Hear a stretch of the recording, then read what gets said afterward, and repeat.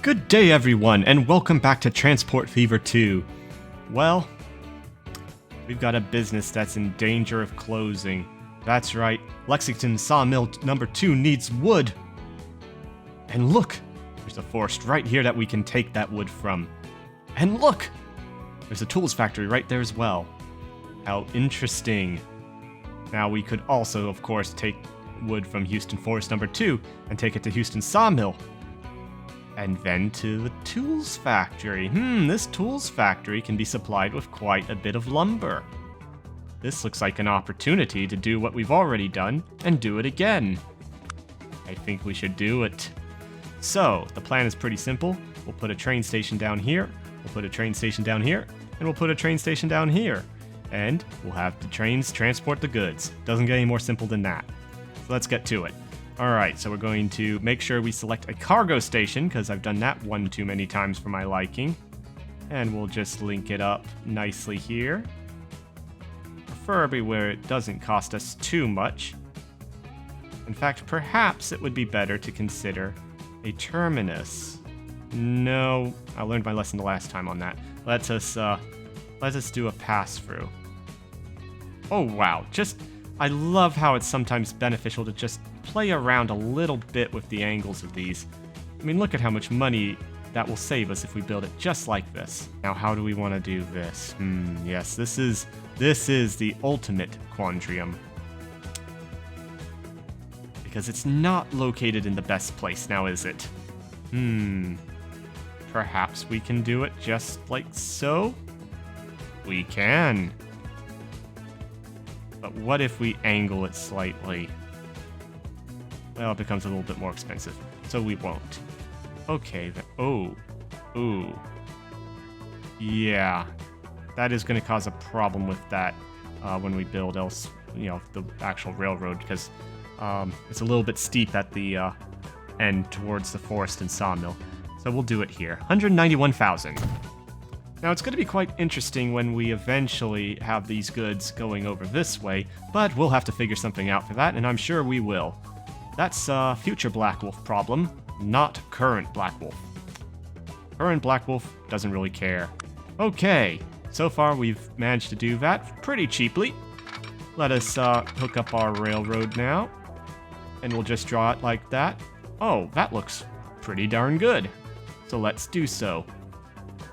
Build. And we'll do the same here. This is going to be a bit more expensive, but you know what? It's worth it. Okay, so now we've got an interesting dilemma on how are we going to place our freight depot. Or train depot, actually. Sorry, train depot. Forgot what it was called in this game. I always forget that. Anyways, let us just plop it down here, because I don't think it's going to matter in the long run. 24,000 down the drain, but it's a good investment. Alright, just like that, we've already got a point-to-point-to-point operation. So, let us get a train here. Now, recently, the General became available. We could buy the General, or we could stick with what we know works. Difference of 5 miles per hour, greater power and tractive effort. Well, let us go with the General. So we're featuring a new train. Yes, our train empire is already requiring a general in order to lead its armies into the future and take over the world by transporting goods. One flat car at a time. Alright, so we're going to need a new line. And this one's pretty straightforward. Oh, what a beautiful color for this line. It's truly inspiring, yes. Let's go with that. So we'll add Houston, Lexington, and Houston South. We're going to have to rename those. Now, one thing that I should note that is going to be a bit of a problem with this line is, well, I didn't exactly do this without considering it, but it does have a ways to go up there. That is pretty steep incline. However, It should prove worth it. In fact, it's this incline which is the reason why we didn't start here in the first place. Alright, our train is almost at the station. Let us see here. Come on, little train. Just go a little bit more and then you can make us money. What's this? Hampton Oil Well closes in 24 minutes and 1 second? Something tells me we should investigate that, because that could be another opportunity.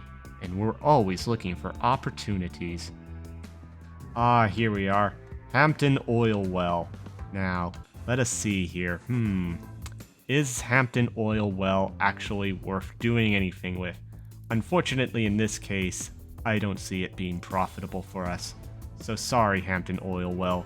You're just gonna have to go out of business. And would you look at that? We have just saved an industry. We have saved the economy. We have saved jobs. I don't know why they don't do that in real life. It's so easy. Just put a train in. Yes, the general is clearly leading the charge. Let us take a look here. Oh yes, 268,000. What beautiful profit. We can actually start to repay the loan we took out to do this. Yes. Look at how our income is spiking on no tickets. That little train really did what it said it could. Okay, so in addition to the previous work that we did on saving the economy by keeping a single sawmill in operation, I also went back and I fixed my section here. So I'd say we're all ready now to get going on the Reno project. Specifically, tools from Reno Tools Factory all the way to Palm Bay. We're certainly transporting goods here, although we're still behind here. Although it's not as bad as it was. We actually made a little bit of a dent here, it looks like. Yes, we're actually transferring at a good rate. So now, the wood that's coming in here, yes, this is good. Production and shipment are pretty good, and we've got 74% transported. That's pretty good. We can do better, but this is good enough for now. We'll worry about efficiency later. We've still got a loan that we're trying to repay here, but that's alright. It's going down nicely. Although, by the time we get ready for the next project here, getting tools to Palm Bay from Reno Tools Factory, well, there will be probably no point in paying off the loan entirely.